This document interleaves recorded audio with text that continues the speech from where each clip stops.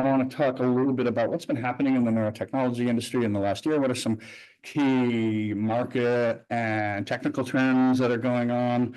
And what are some of the key headlines from our publication? So,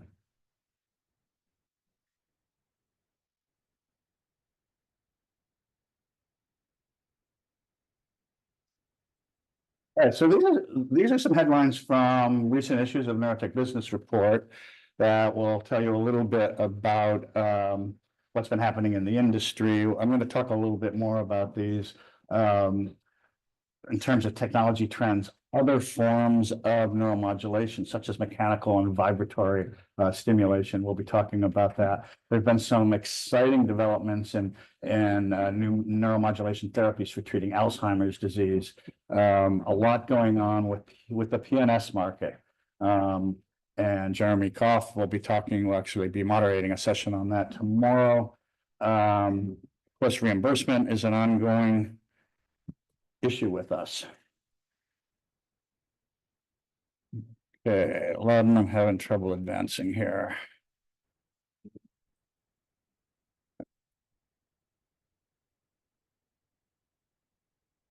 Will this work maybe? All right. Point it. Wait. Oh, this is a what's it doing? Is that the wrong file?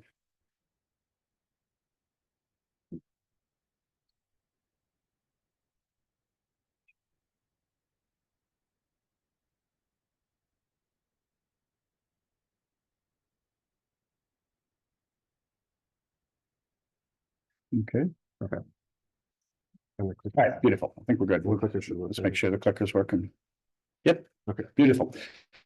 All right. So what are some of the key events of last year? Well, probably one of the biggest is the deal between Boston Scientific and Exonics. To date, the largest merger and acquisition deal that has happened in the neuromodulation industry in the 24 years that we've been covering the industry, which is to say ever. So that's a $3.7 billion deal. I'm not going to say too much about it because our keynote speaker at Cohen is hopefully going to clue us in a little bit more. But needless to say, that deal is not just exciting news for the two companies, but it's exciting for a lot of startups. And the reason is investors look for exits. And when they have examples of a gigantic exit like this, it just makes them more excited and more interested in funding early stage companies. So that's good news really for all of us. Another event that I think is significant, and we wrote about this in a recent issue of Neurotech Business Report, after almost a 10-year absence, Abbott, which most of you know acquired St. Jude Medical a few years ago, which was maybe previously the biggest deal before the Boston Scientific Exonics deal. St. Jude Medical had about 10 years ago conducted a clinical trial of DBS for depression. And it was based on early, very promising data obtained by the trial sponsors. Helen Mayberg was one of the principal investigators. Unfortunately, that trial was halted because of a futility analysis. And when it was halted, St. Jude Medical at the time said, forget it, we're leaving. In fact, we interviewed Dan Starks, who was the CEO of St. Jude at the time, and he was exasperated and told me personally during JP Morgan right after this event 10 years ago, we're out of depression. We're not going back in that field. And true to form, they were out. Well, lo and behold, last year, FDA gives breakthrough device designation to Abbott for what? For DBS for depression. Well, what changed? Well, what changed mostly was the time horizon. The early data, that futility analysis based on short-term results didn't look so good. But as it turns out, the longer you go, 6-month data looks better than the 3-month data. The 12-month data looks better than the 6-month data. The 24-month data looks much better than the 12-month data. And by the way, this is not only true for depression. we've seen this in a number of other applications of neuromodulation. So something for us all to keep in mind when you're comparing a neuromodulation therapy versus, let's say, a pharmaceutical therapy, the time horizons may not be the same. So that's something, thank you for getting that. That's something we want to keep in mind. Another key event that's just recently happened, Medtronic and Axonics were involved for many years in a patent lawsuit regarding the leads used in their SNS, their sacral nerve stimulation systems. Pleased to report that that lawsuit has been resolved in favor of Axonics. We may hear from Ray on this subject, but that's good news because nobody wins in lawsuits. Yes, Axonics wins, but it's, you know, it's a lot of money wasted, it's a lot of time wasted, and frankly, it's a lot of risk, right? In the process of this lawsuit, Medtronic had several of their claims disallowed. That wouldn't have been disallowed if they had just shut up from the beginning. So hopefully, you know, we won't, I don't want to call it a nuisance lawsuit, but we won't see, you know, more of these suits that just take up time and take up money and you know, make it harder for startups to compete against established firms. So that's I think a bit of good news. We had an article recently about the market for craniofacial applications. Prior to this year, you couldn't use SCS or neuromodulation devices. It basically had to be used below the neck and on label. Thank you. And Curonics got FDA clearance for the first time for craniofacial applications. So actually, Jeremy's going to talk a little bit more about that. Many of you may have seen Morgan Stanley, the big financial firm, put out a report on the BCI market claiming that they reported that in their analysis, the BCI market has a $400 billion TAM, total addressable market. Now they went on to talk about some other specifics, and if anyone is interested in our take, if you'll access the current issue of Neurotech Business Report, which is in your attendee handouts, you can get our take on it. And of course, you've probably seen other people who have takes on it. I think it's a very encouraging thing to get a report like this. Some of the details you might quibble about, but nonetheless, the BCI industry got very excited. Many of the CEOs took to social media to comment on the implications of that particular report for their industry and for funding in the space. Of course, we already know what the impact of Elon Musk's Neuralink, right, company, even though he's a competitor, in a lot of ways, he's raised all boats. The investment that's come in for Neuralink has also helped bring in investment to some of the competitors in that space. So I don't want to say too much about BCI because guess what? Jojo Platt is going to be moderating a session later today about the BCI market, and we're really pleased and honored to have executives from 3 of the leading firms in this space who will be on that session. What else has been happening? Neurotech privacy laws. So a couple of different states, Colorado, California recently have passed laws about privacy, mostly impacting consumer neurotech. And we'll talk a little bit about consumer neurotech, but these are what we identify as some of the key events of the last year. We looked at some of these headlines already. This is just a quick snapshot of where we see the implanted pain neuromodulation space. The key thing to see here is that the orange bar is, you know, what we would consider traditional SCS, and the blue part is the PNS market. But you can, if you were to just look at the growth rates, PNS market, even though it's small by comparison to SCS, it's growing at a higher rate.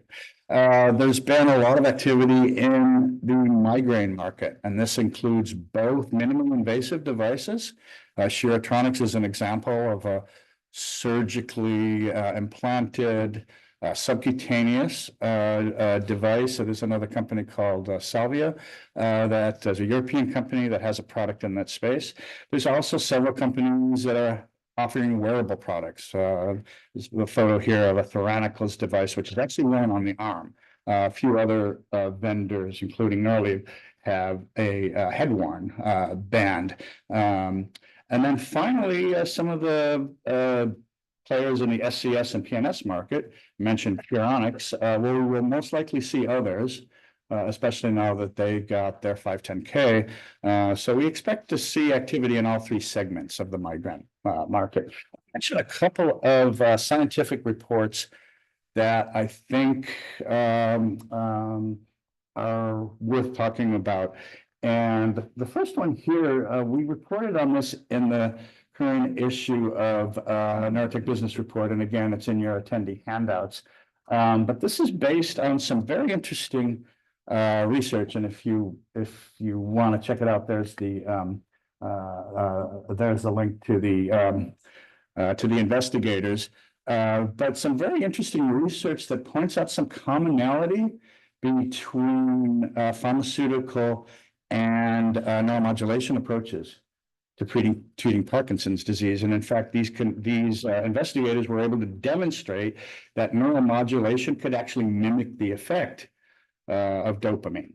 And I think that that's interesting, number one, because it's shedding light on the mechanism of action, right? Not only the mechanism of action for what's gone wrong in Parkinson's disease, but also a little bit about knowing what goes right in the non-disease state. So the more we learn about the neural circuits that are involved in controlling movement, or controlling mood, or controlling, whatever it is that we're looking at, the better we're going to be able to develop effective neuromodulation therapies. And in fact, these authors have identified specific targets that will be worth exploring.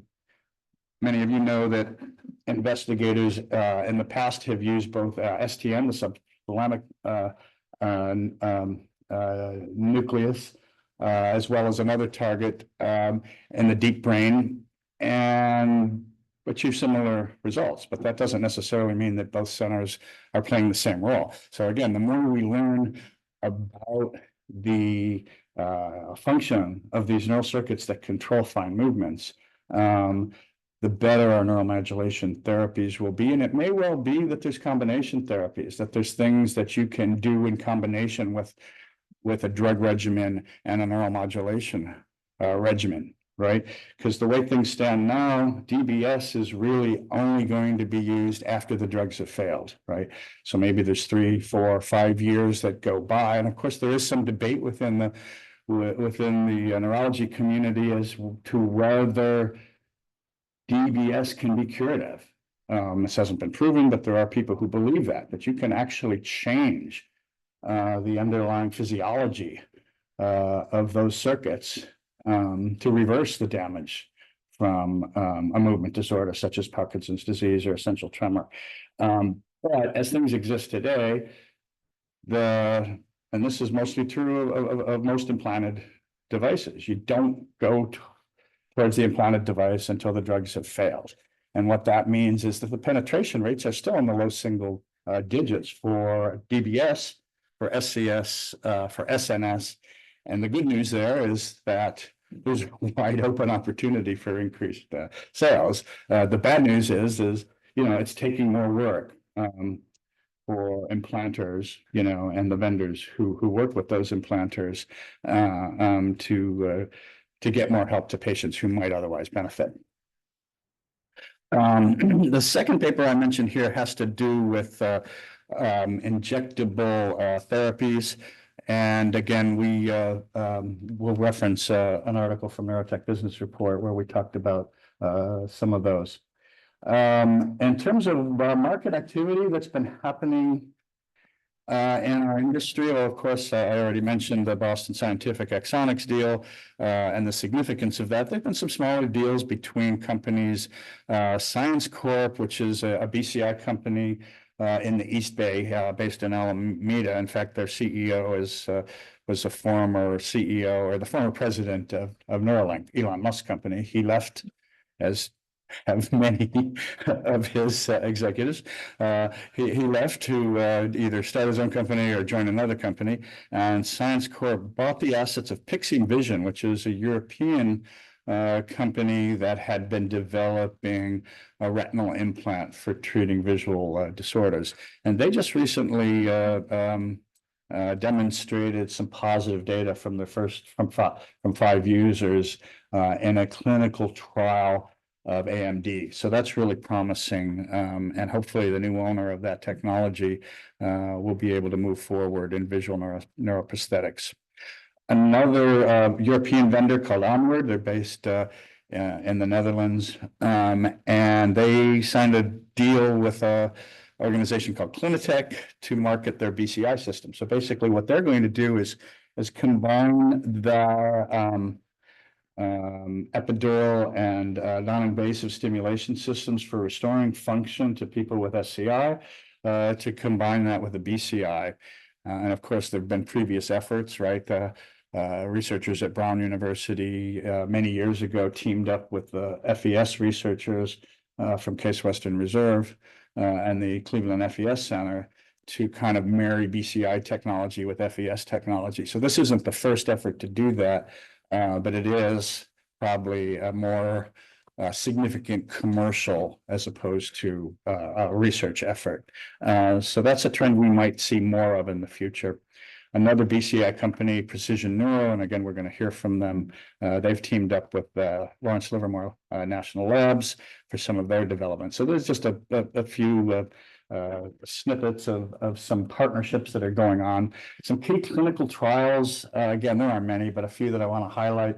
Medtronic has shown 12-month data from their DTM technology. This is technology that they acquired from Stimgenics when they bought that firm a few years ago. Many of you have heard from Dr. Vallejo, who was a speaker here a few years ago.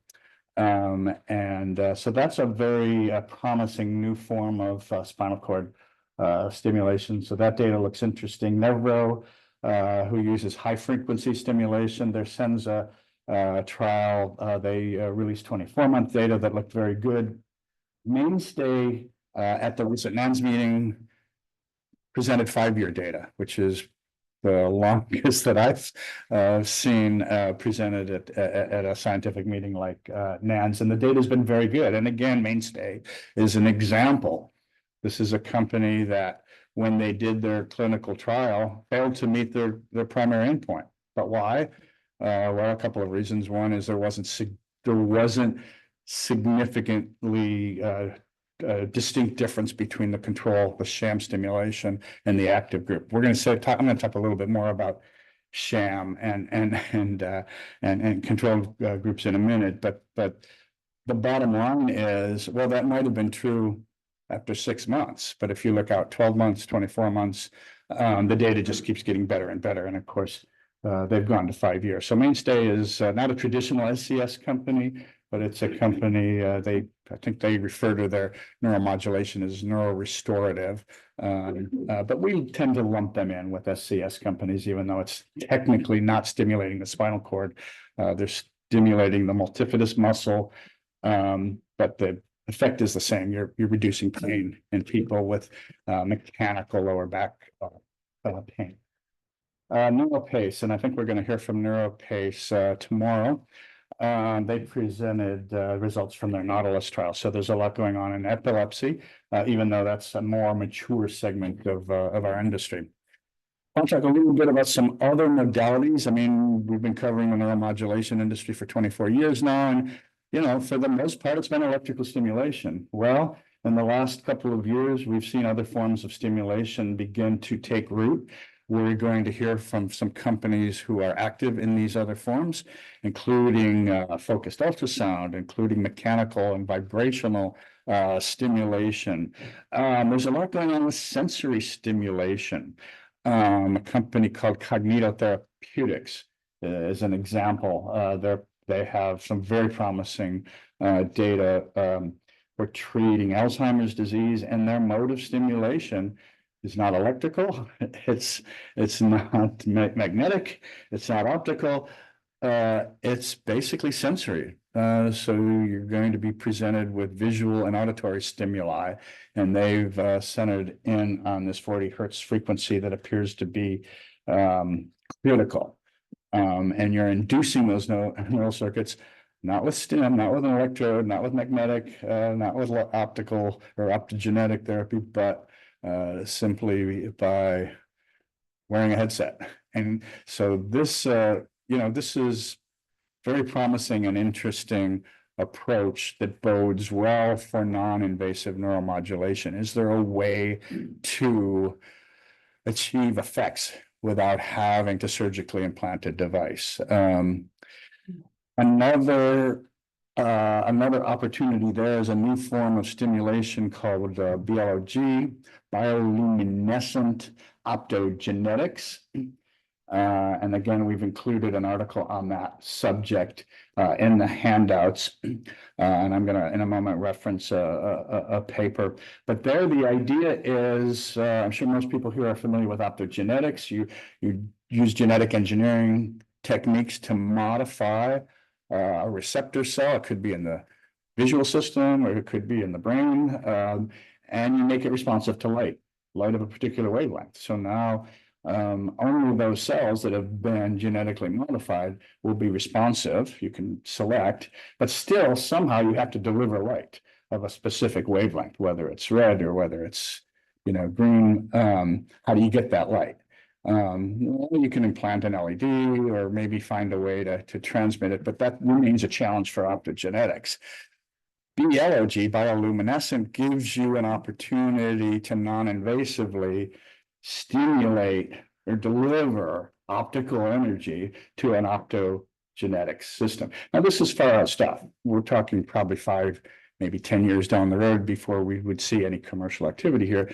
But again, it opens the doors to lessening the degree of invasiveness for a neuromodulation therapy. So, and finally, interferential stimulation. It's a little bit of controversy here. There are some people, McIntyre, for instance, is one that we've spoken to, who's not convinced that this is going to work well in humans, even though the rat data looks really interesting. And the idea here is if we present two waves of slightly different frequency, you're going to get a beat frequency, or you're going to get some kind of interference, and that interferential stimulation can be effective. Again, it's a way to non-invasively produce maybe some of the effects of DBS. The jury's still out, but there are people doing it. We have a picture here of a company called Autolith, which has a mechanical vibrational stimulation for treatment of vestibular disorders. So that's it's a market opportunity where there's really not a lot of activity. There's really not a lot of options for people suffering from those types of disorders.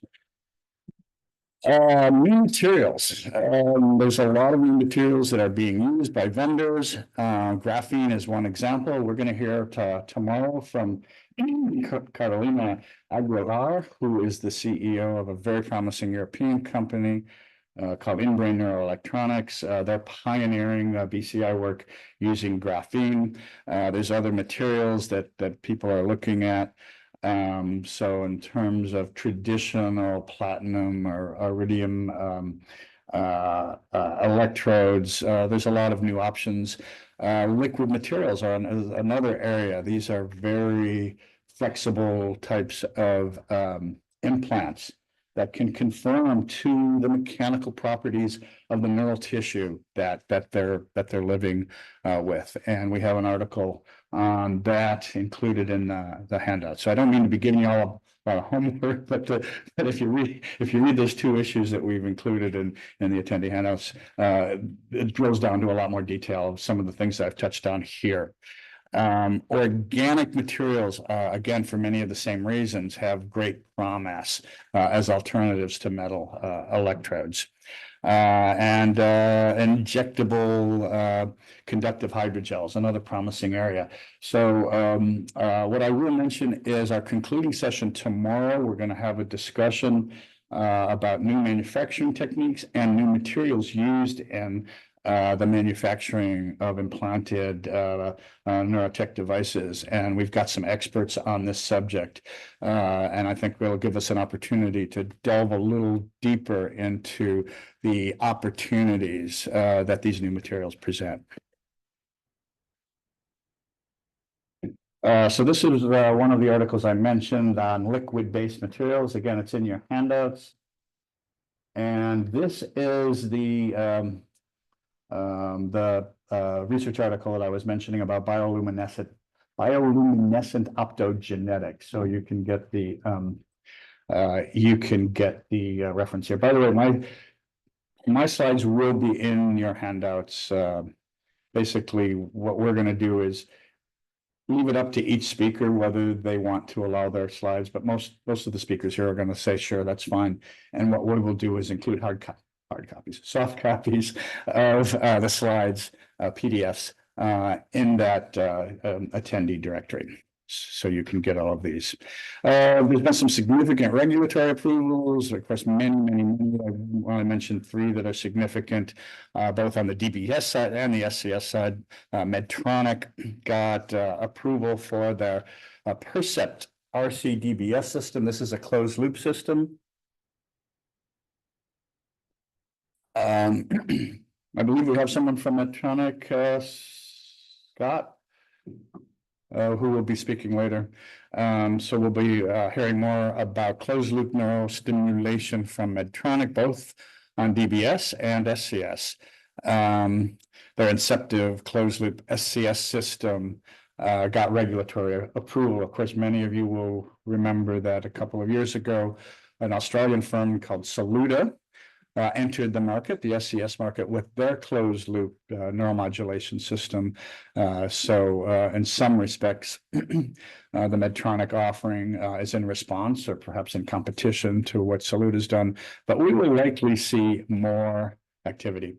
We will likely see more closed loop neuromodulation systems. And in fact, we have a session tomorrow that Victor Peacock, one of our contributors, will be moderating with 3 knowledgeable neural engineers who have been involved in the development of closed loop neuromodulation systems. A lot has been happening on the reimbursement front. I'm not going to spend a lot of time talking to it, but again, I will reference your homework. This article is written by Victor Peacock. He goes into some detail about advances new rates for reimbursement, both on the lead side and on the IPG side for specific applications. Bottom line is there is a wide variability depending on the indication, depending on the target, depending on, is it PNS, is it SCS, is it 2 different components, or is it a complete system with one, with leads and IPG? All of these things will affect the reimbursement rate. So read this article if you're interested. Not going to go into great detail here, but there's been a lot of VC funding activity, including very recently Sheratronics getting a $66 million round, and InBrain getting a $50 million round. What's interesting here, these are relatively early rounds getting significantly higher levels, of funding that generally you would see in maybe a D round, or sort of at least a C round or, a D round. And we're seeing A rounds and B rounds, being valued much higher. So what that says for valuations, we'll have an opportunity to talk about that later this morning with some investors who can offer their viewpoint. So these are just a few of the VC funding. I want to talk a little bit about uncertainty. Of course, we just had an election, and there's a new administration coming in. We don't know what the impact of that is going to be, but there will most likely be an impact as the new administration may choose to replace HHS people, whether it's at the top, whether it's at lower levels, remains to be seen. There's definitely some uncertainty. There's also been some recent leadership change at CDRH, which is the Centers for Devices and Radiological Health, part of FDA that approves medical devices. Jeff Shuren, who was the head for many years, has stepped down, and there is a new director who's been appointed. Jeff Shuren has been, although he did take some criticism in the early days from, including some people in this industry who originally felt that it was taking too long to get medical devices approved. Well, that picture improved significantly in the last 5 years, so much so that it reversed the situation with Europe, where a lot of American firms were going to Europe first to get CE mark approval because it was taking too damn long in the US. Well, now it's exactly the opposite. And many people have Jeff Shuren to thank for that. Now, he stepped down. Unfortunately, there was a little bit of controversy having to do with his wife, who was an attorney. The New York Times did an investigative piece. It didn't really uncover any specific wrongdoing, but there was an appearance of conflict of interest because his wife's law firm represented one of the companies that was getting approval, of course, by Supreme Court standards. That's pretty light, but that's a subject for another day. At any rate, new leadership at CDRH may be impactful if there's a perception among members of Congress, or a perception in the media, or a perception from patient communities that we've just been too lax in approving medical devices. So something we'll have to watch for in the years ahead. I mentioned already there's been some state privacy laws. The Chevron decision was a recent Supreme Court decision that basically said, hey, wait, only Congress can pass new laws. And yeah, maybe some of these, national rulemaking decisions stepped, over the line. And it now kind of opens for debate or for lawsuits as to whether decisions that have been made by agencies like the FDA or FAA, for that matter, get called into question and get reversed. So on the one hand, that could be good news if it means you can get faster approval of devices. On the other hand, if it creates uncertainty in the mind of investors, well, what the regulatory and reimbursement, landscape is, it might make them a little slower to write those checks. So those are things that we're going to have to watch in the years ahead. I want to leave you with some noteworthy quotes. These are quotes that we have taken from people who've presented either at our meetings or at other conferences. I will mention Tom Oxley from Synchron, who gave a keynote at our bioelectronic medicine forum in April in New York City. He said, neuroprosthetics doesn't care whether you sense or stimulate. It cares whether you restore a brain function. And I think that's important. The point he's trying to get across is, okay, is our device not necessarily a stimulation device, but it's still a BCI. And the bottom line here is we're helping the patient. Are we restoring function? We shouldn't be looking at, is it delivering energy or is it sensing energy? If some of you were here last year, you'll remember that we had one of the authors of an unpopular paper that was published in JAMA Neurology that was very critical of SCS. To his credit, this author, Professor Druva from the UCSF, agreed to come here and speak to this organization, and really, was kind of honest about some of the shortcomings of his report. But he started by saying, hopefully you'll all let me get back to my car. And I want to report that, yes, Professor Druva did in fact get back safely to his car. Now, what happened after he got in the car, we don't know, but we know that nobody from our audience physically attacked him, and he was actually very gracious in responding to questions, including some that came from myself. We actually have a video of that if anyone is interested from last year. We'd be happy to send that to you. Another speaker, this was during the recent INS meeting in Vancouver, was Michael Onishek. He is the new head of Presidio Medical. Turns out that the founder of that company, Michael Ackerman, used to be one of his interns. So the advice he gave us all was, don't piss off your interns. You never know where they'll end up. I thought that was kind of funny. And then lastly, a quote from a patient who gave a talk at the NANS meeting earlier this year in Las Vegas. He listened to me real well. It was a really moving talk. This was from a Parkinson's patient who was reticent at first about, do I want to get a brain implant? He was very impressed that his physician listened. Right, it wasn't just talking at him, but listening carefully to what were the needs and the concerns of this patient. So I think that's really good advice, not just for clinicians, but for vendors to understand. I mentioned that I think we at some point want to rethink our how we treat placebo effect rather than get into that debate now. I'm going to leave it for tomorrow, but I will give you some reading. This is actually not in your handouts, but the web link is here on the screen. And this is a commentary that I wrote a couple of months ago called "The Baby in the Bathwater." Are we throwing out the baby with the bathwater by basically ignoring the potential positive impacts of the placebo effect? This is the example of one of the more recent papers this was recently published in Nature that identifies the neural circuit for the placebo effect.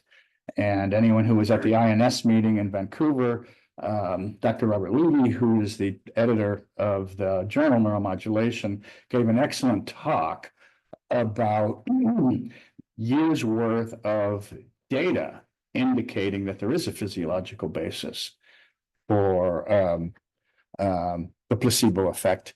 And to quote him, he said, you know, the fact that we don't include this in our model is a mistake, is a profound mistake. And so I think that was significant coming from the editor of a journal. So I'm just going to wrap up with a preview of some of the key topics we're going to be covering in upcoming sessions. We're going to have a competitive outlook discussion moderated by Jeremy Koff on what's going on in the neuromodulation industry. I mentioned that JoJo's going to moderate a talk on the BCI market. We're going to have a session on reimbursement that Jeremy is also moderating. And we also are going to have a good talk that Victor's moderating a session on closed loop neuromodulation. And also tomorrow, JoJo will be moderating a session on consumer neurotech. A lot happening. So that's my talk. I'll be happy to take any questions before we introduce our keynote speaker.